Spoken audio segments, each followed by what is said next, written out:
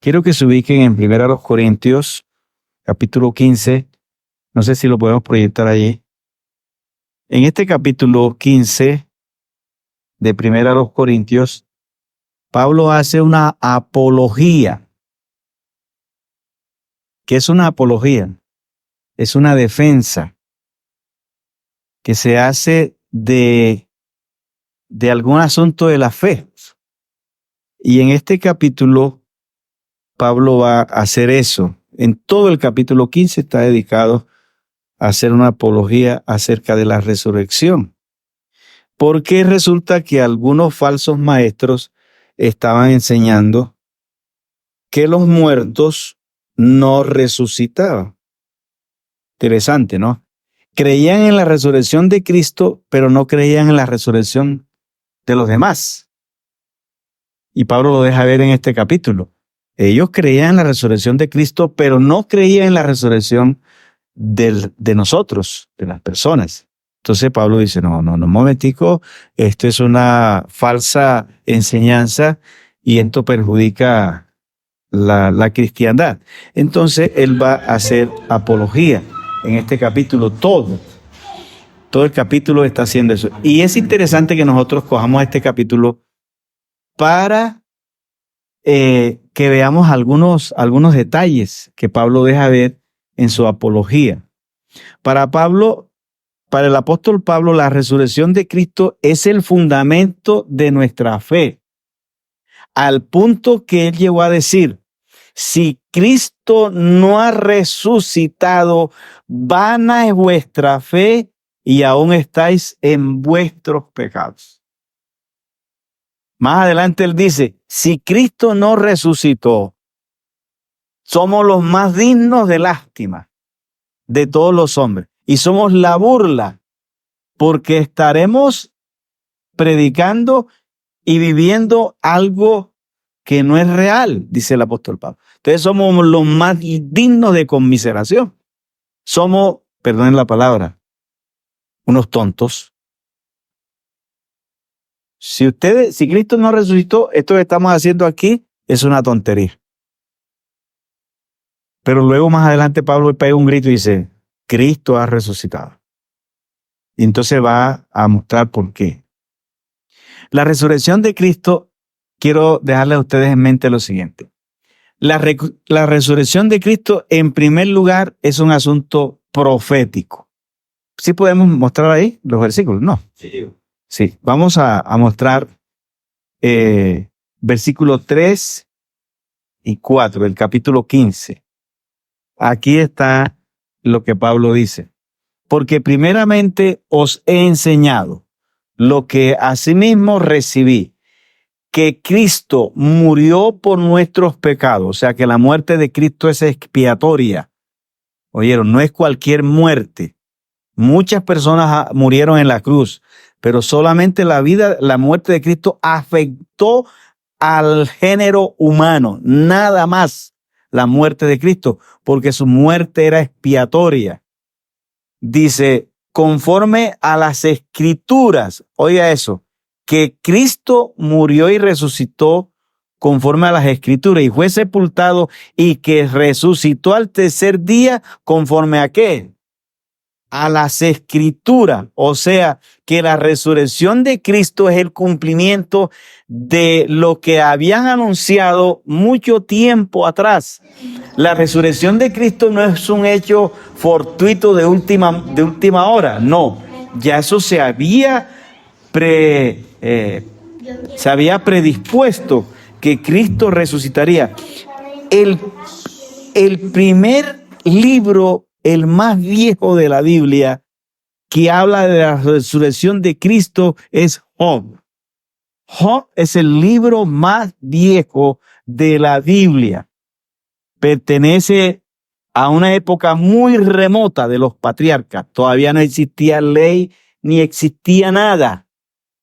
Y ya es Job en el capítulo 19, versículo 25. Dice, yo sé que mi Redentor vive. Oiga, 4,000 años antes de que Cristo apareciese, Yo sé que mi Redentor vive y al fin se levantará sobre el polvo. 4,000 años antes de que Cristo apareciese, ya Job hablaba de la resurrección del Señor. Entonces, la resurrección de Cristo, en primer lugar, es un asunto profético. Observen lo que dice el Salmo 16. Vamos a colocar el 16, versículo 8 al 10. Este salmo se escribió 1,000 años antes de que Cristo apareciese. Dice: a Jehová he puesto siempre delante de mí, porque está a mi diestra, no seré conmovido. Se alegró por tanto mi corazón y se gozó mi alma. Mi carne también reposará confiadamente. O sea, está hablando de cuando estuviese los 3 días en el sepulcro, que no se iba a corroer el cuerpo. Dice: voy seguro a la tumba, porque en los 3 días que voy a estar, mi cuerpo no se va a corroer. Porque te dije yo, con un día de muerto ya el cuerpo se empieza ¿a qué? A correr. Dice: voy a reposar confiadamente en la tumba. Oiga eso. Porque no dejará mi alma en el Seol, ni permitirá que tu santo vea ¿qué? Corrupción. Ahí no se refiere, ahí la corrupción es del cuerpo descomponerse. ¿Oyeron? En el término, descomponerse el cuerpo. Dice: porque no dejarás mi alma en el Seol, en la tumba, ni permitirás que tu santo vea corrupción. Este salmo ya está anunciando el regreso a la vida de Cristo otra vez. Oseas 6, 2. Mire lo que dice. 700 años antes de Cristo, Oseas, el profeta, nos dará vida después de 2 días, y en el tercer día nos resucitará y viviremos delante de él. 700 años antes de Cristo. El profeta está anunciando que Cristo resucitaría el tercer día. Exactamente. Y aquí viene el versículo mundial, Oseas 13:14. Wow. Ojalá se lo lleven ustedes para la casa. Miren lo que dice el profeta. De la mano del Seol los redimiré. Los libraré de la muerte. ¡Oh, muerte! Yo seré tu muerte. Y seré tu destrucción, oh Seol. La compasión será escondida de mi vista. Cristo le pondrá fin a la muerte. A la muerte hay quien la mate, porque hay uno superior a ella. Y ahí lo dice: oh muerte, yo seré tu muerte. Qué belleza. El Señor es el Señor de la muerte, ¿cierto? Siempre que se encontró con la muerte se echó para atrás. Me acuerdo cuando la hija de Jairo la muerte la tenía en los brazos. Y él llegó y le dio a la niña carga. Y la muerte le tuvo que devolver a la niña. Después, con ellos de la piedra ahí, bueno, la niña todavía estaba calentica, ¿cierto? La resucitó, pero el hijo de la viuda de Naín ya tenía un día. Y venía a la procesión por la calle, y iba Jesús con sus discípulos. Se encontró Jesús con la muerte otra vez. Oh muerte, yo seré tu muerte. Y si aquí llevan ahí, no al hijo de la viuda, su único sustento. Dice: van y de hijos, que no eso. Y ahí está la muerte empoderada de un joven, poseída. Y se acerca y le dice: la muerte, tenemos muchas ganas. Le quita el muchacho a la muerte y se lo llama. Oh muerte, yo seré, eres Señor de la. Cuando el último, otra cosa, otro debate que vemos en la es con la muerte de Lázaro. Ahí sí estaba la muerte empoderada. Porque la misma hermana de Lázaro que había dicho, cuando dijeron: abra la tumba, ¿qué dijo la hermana? La huele, ahí es. Porque huele cuando es pecado, el que huele cuando es muerto. Ayer, ahí sí estaba la muerte empoderada, 4 días. Pero ahí está otra vez él y la muerte. Y enfrente otra vez. La muerte poseyendo a Lázaro. Y se quiten las piedras. Y grita. Y dice, ¡Lázaro! Y que está muerto, viejo, me parece. Ustedes pueden ir al cementerio y decir, fulano, porque ustedes y yo no tenemos ansiedad. Eso solamente lo tiene Dios. Ansiedad vive en sí mismo, ¿ya? Vive en sí mismo. Y Jesús ya en Juan 5 había dicho, así como el Padre tiene vida en sí mismo, yo también tengo vida en sí mismo. Y viene la hora cuando los muertos oirán mi voz. Es el Juan 5. Y ya Juan 11, Él dice, Lázaro. Lázaro murió, porque Él es el Señor de la vida. Él es el Señor de nada, el Señor soberano sobre la muerte. Y Lázaro lo dijo, y se ve fuera, y ahí viene la muerte lo tuvo que entregar. Después Él fue a los brazos de la muerte. 3 días. Y de allá regresó otra vez y resucitó y está vivo. Aleluya. Porque Él es el Señor de la muerte. Entonces, la resurrección de Cristo es un asunto profético. No es un asunto abortivo de último momento. No, ya se había dicho que Cristo resucitaría. Y Él resucitó.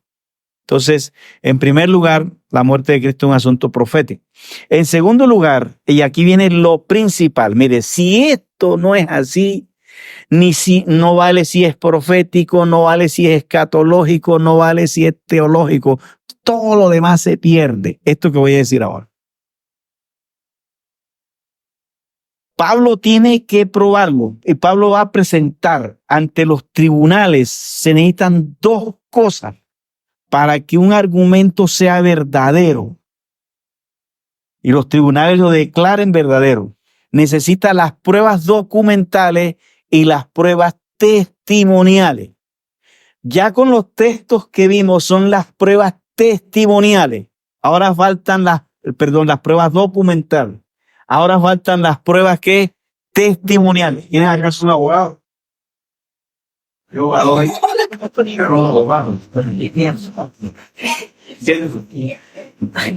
Ante un tribunal, esas son los dos elementos para defender algo. Pruebas que documentales y pruebas que testimoniales de personas, y los testimonios tienen que ser audiovisuales. O sea, que la persona vio, pues escuchó. ¿Entiende? Mire lo que va a hacer Pablo.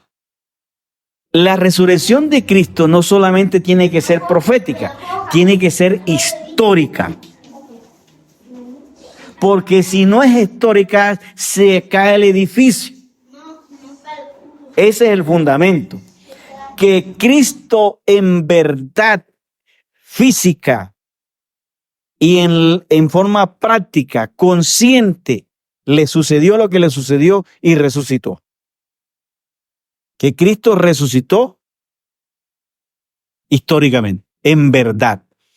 Ahora, ¿por qué hay que decir esto hoy? Porque hay muchos teólogos que no creen en la resurrección histórica de Cristo. Hay teólogos protestantes y católicos que niegan la resurrección histórica de Jesús. Y eso es grave. Eso es grave.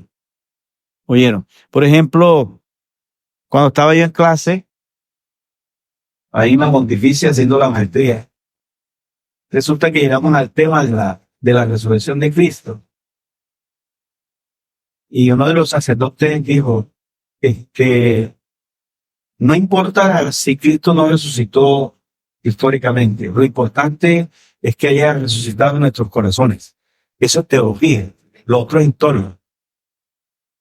Eso es grave. Si un hecho teológico no tiene como respaldo un hecho histórico, no sirve. Y yo refuté, no. Y ustedes están conscientes aquí que estamos sentados que un hecho teológico tiene que tener un respaldo histórico. Si Cristo no resucitó históricamente, no hacemos nada. Los demás no sirven. No nos digamos con ese argumento no es válido. Y miren lo que va a hacer Pablo. Versículo versículo 5. Vamos a ver. Y aquí están unos testimonios bien bravos. A ver, ¿lo tenemos? Del capítulo 15 de Corintios. Aquí están las pruebas testimoniales. ¿Y le apareció a quién? ¿Quién es ese? Pedro. Aquí fue el primero que le apareció a Jesús.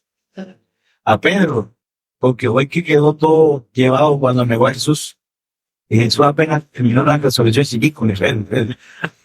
Porque ese man yo otro llamó. Porque sabe que lo negó y él salió a llorar. Entonces el primero que le aparece es a Pedro. Pero aparecerle a Pedro, de pronto Pedro dice, bueno, el hombre está entusiasmado. Entonces ahora vamos a ver quiénes otros. Seguimos, versículo 6. Después le apareció ¿a cuántos? A más de 500 hermanos que aún están vivos, dice Pablo. En ese tiempo no. Ya. En ese momento que Pablo está presentando las pruebas, todavía dice, podemos inclusive entrevistar a algunos. Dice, después apareció, imagínense, en un tribunal judío, para que un argumento tenga validez o para que una evidencia tenga validez, solamente basta con 2 testigos. 2 amén. Aquí, ¿cuántos? 500. A la vez de los cuales muchos viven y otros ya duermen. Y aquí vienen los 2 testimonios más, que sí son creyentes, que por esto es que yo creo. Miren, después apareció aquí. Vaya. ¿Quién es Jacobo? El hermano de Jesús. Hermano de papá y mamá. Perdón, de mamá. De mamá y Jacobo. Entonces eran ellos. Jesús tenía 4 hermanos y 4 hermanas. Sí, hermanos medios, porque él no era hijo de José, fue criado, pero estos sí eran hijos de María y de José. Los hermanos nunca le creyeron a Jesús. Eso lo pueden buscar en Juan 6. Los que nunca le creyeron a Jesús fueron los hermanos. Nunca. ¿Oye? Ellos no le creyeron. Siempre lo atacaban, siempre lo... Entonces eso era así que ustedes en la casa no se preocupen. Si ustedes no le creen, a eso tampoco le creían. Los hermanos no le creían. ¿Oye? Ahora, cuando uno lee la historia, la epístola a Santiago es de Jacobo. Es que Santiago es Jacobo. Porque es que en griego, en latín, por ejemplo, en latín, Saint es santo. Y Jacob es Jacobo, ¿vieron? En latín. Entonces, San Jacobo, entonces queda Santiago. Santiago es el mismo Jacobo. Entonces, la carta que está allí de Santiago es el hermano de Jesús. Los hermanos de Jesús, 2 escribieron 2 cartas. Jacobo y Judas. Ustedes leen la carta de Judas, ese es el otro hermano de Jesús. Hermanito de casa. Criado con él, ¿vieron? Hermanos. Ahora, si Jacobo escribe una carta y después llega a ser en el concilio de Hechos 15, ¿quién es el que está dirigiendo la iglesia? Jacobo. Y él quedó de líder de la iglesia en Jerusalén. ¿Por qué Jacobo creyó en Jesús después? Porque Jesús se le apareció. Y el hombre creyó en Jesús. Y después dio la vida. A Jacobo lo martirizaron, lo mataron, por causa del testimonio de su hermano. Y Judas también, y si daba de su hermano, creyeron en él por la resurrección. Vinieron a creer después de la resurrección. Porque el Señor se le apareció. Y por último, ¿a quién se le apareció? Y al último de todo, como un abortivo, me apareció a mí. No, a mí no, sino a Pablo. Pablo es el que está diciendo. Entonces, Pablo es el otro que está diciendo, a mí se me apareció.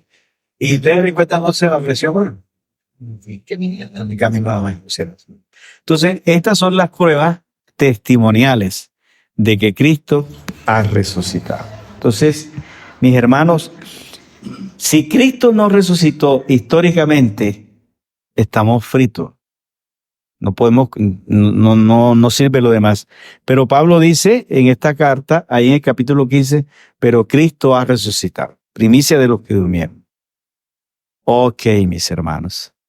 Y también la resurrección de Cristo tiene unas implicaciones teológicas. Ahora sí, versículo 21 al 23, de ahí mismo.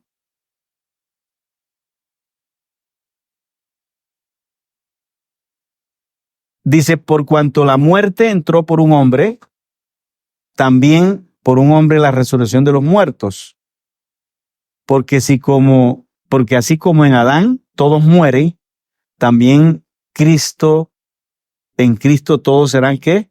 Vivificados. ¿Y cómo termina el 23? Pero cada uno a su debido orden. Cristo las primicias, luego los que son de Cristo en su venida.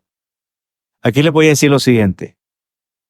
Para Pablo, esto hablando en teología, teológicamente, para Pablo, los dos representantes de la raza humana son Adán y Cristo, ellos dos. Entonces, con Adán morimos todos morimos cuando él pecó. Y con Cristo, todos vivimos con la resurrección de él. Pero quiero darles un dato aquí, para que no se extrañen. Ustedes y yo, por ser a la imagen del terrenal, nos toca morir. Porque él murió. Todos los que estamos en este salón vamos a morir. Porque llevamos la imagen del terrenal. Todos vamos a morir. Porque necesitamos completar el ciclo del terrenal. Cuando venga la resurrección, empieza entonces la imagen del celestial, del Cristo resucitado. Entonces nosotros pasamos a tener vida con él, con el resucitado. Eso es lo que significa la resurrección para nosotros. Así que no estén haciendo muchas cuentas alegres por ahí, que yo quiero estar vivo cuando Cristo venga. Usted tiene que probar la muerte también. Y Pablo, en la carta de dice que todos probarán la muerte. Todos, sin excepción. Entonces, eso es lo que Pablo está diciendo aquí. Con la imagen del terrenal, todos probamos la muerte. Pero con la imagen del celestial, todos volvemos a la vida otra vez, en Cristo Jesús. Así que tranquilo, que el pastor, el Salmo 23, el Salmo 23 se cumplía ayer. Ayer sábado. Porque el Salmo 22 se cumplía el viernes. Salmo 23 el sábado. El Salmo 24 hoy. Se cumple hoy. Son los salmos del Salmo que hablan de Jesús. El Salmo 23, les quiero decir esto por lo siguiente. El Salmo 23 habla de Cristo pasando por el valle de sombra de muerte. ¿Bien? Y que el Señor estaba con él y tenía la seguridad de volver a la vida. También nosotros. Ya Cristo transitó el valle de sombra de muerte. Cuando usted y a mí nos toque transitarlo, el pastor va con nosotros. Lo más seguro que tenemos aquí, todos los que estamos en este salón, es que vamos a morir. Cada día nos arrimamos hacia allá, porque llevamos la imagen del terrenal. Y él introdujo la muerte. Pero ahora por la resurrección de Cristo, entonces, en el versículo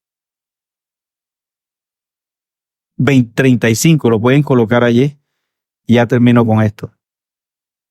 Aquí les voy a dar la buena noticia ahora.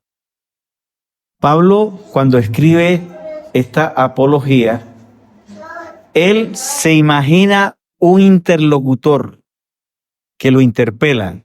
Él se lo imagina. Entonces escribe para ese interlocutor imaginario. Mire lo que dice. Pero dirá alguno. ¿Quién es ese alguno? Puede ser Roberto, puede ser David, ¿cierto? Alguno que reacciona. Pero alguno, ¿qué va a decir? ¿Qué dirá? ¿Cómo que resucitarán los muertos? ¿Y con qué cuerpo qué vendrán? Ustedes se han hecho esa pregunta. Y dice, pero algunos dirán, ven, ¿y cómo va a ser la resurrección de los muertos? ¿Y qué cuerpo van a traer? Entonces, Pablo procede a hablar de la resurrección de los muertos. No les voy a leer todo porque es bastante dispendioso lo que él dice allí. Solamente les voy a... Bueno, mire, este texto me consoló mucho a mí cuando se murió mi hija. ¿Por qué? Porque yo la vi cómo se fue perdiendo ahí en la cama. Mi hija que era tan bonita, ¿no? Y se fue haciendo una metamorfosis. Y lo que quedó allí fue algo extraño. Y eso me dolió mucho. Y estas fueron las palabras con que el Señor me consoló. Porque yo le decía eso, ¿por qué permite eso? Y él me habló. Dice, versículo 42.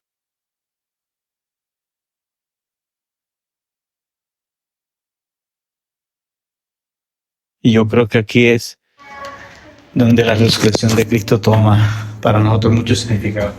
Así también, la resurrección de los muertos se siembra en corrupción.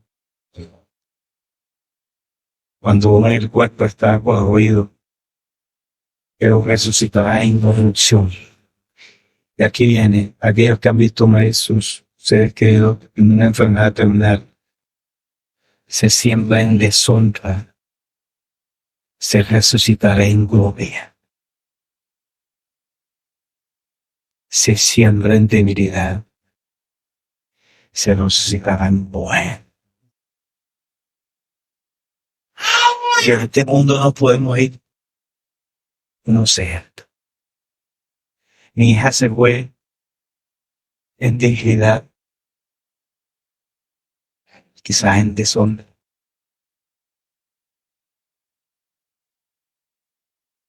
Pero cuando venga la resurrección, resucitará en gloria y en poder. A Cristo también se fue en deshonra. Se fue en debilidad. Pero regresó a la vida en poder. Y regresó en gloria. Muchos de nosotros quizás viviremos situaciones como esta. Ver cómo un familiar termina con una enfermedad terminal. Pero esa es la esperanza que llevamos. Amén, hermanos. Por eso celebramos la resurrección de Cristo. Y entonces el apóstol Pablo dice que en aquel momento, cuando todo esto se dé, cuando esto mortal se vista de inmortalidad, quiero que me coloquen ahí el versículo 51, ya hablando de la resurrección nuestra. Oiga eso, porque yo no sé cómo me voy a ir de aquí. Entonces dice, he aquí os digo un misterio, no todos dormiremos. Ahí no está hablando de acostarse, sino de estar muertos. Porque los cristianos no mueren, sino que duermen. Nosotros dormimos hasta que el Señor venga a despertarnos del sueño. Dice, no todos dormiremos, pero todos seremos, ¿qué? Transformados. ¿Por qué seremos transformados? Porque este cuerpo, por muy santo que sea aquí, no hereda el reino. Hay que, los muertos resucitarán un cuerpo nuevo. Y los que estén vivos, que yo no quiero esperar eso, sino yo quiero esperarme a la resurrección. Los que estén vivos dicen que serán transformados. Transformados. Y ustedes tampoco van a estar, por eso Dios se demora unos 1000 años más todavía para venir. Por eso. Que lo más seguro es que esperemos en la tumba. Entonces, mucha gente hace cuentas rituales por ahí, alegres y eso. Aquí no es por eso. Entonces dice, porque dice, y en un momento va a abrir será de ojo a la final trompeta, porque se tocará trompeta, y los muertos en Cristo, ¿qué pasa? Serán resucitados como incorruptibles. Y nosotros, Pablo esperaba estar vivo, ¿verdad? Nosotros seremos ¿qué? Transformados. Seguimos allí, porque es necesario que esto corruptible se evita de qué? De incorrupción. No está hablando de maldad, eso, sino de correrse el cuerpo. Y esto mortal se evita de inmortalidad. Es necesario que se evita de inmortalidad. Y cuando esto corruptible se haya vestido de incorrupción y esto mortal se haya vestido de inmortalidad, entonces se cumplirá la palabra que está escrita: sorbida es la muerte en victoria. O sea que ya la muerte no tiene potestad sobre nosotros. Y ahí sí nos vamos a burlar de la muerte, como el apóstol Pablo. ¿Dónde está muerte tu aguijón? ¿Dónde se puso tu victoria? Ya que el aguijón de la muerte es el pecado y el poder del pecado la ley. Pero más gracias sean dadas a Dios, que nos da la victoria por medio de quién? De nuestro Señor, ¿qué? Jesucristo. Entonces la resurrección de Cristo tiene esas implicaciones para nosotros. Amén, mis hermanos. Ok. Vamos entonces a nosotros a celebrar la resurrección de Cristo con la Santa Cena. ¿Qué les parece?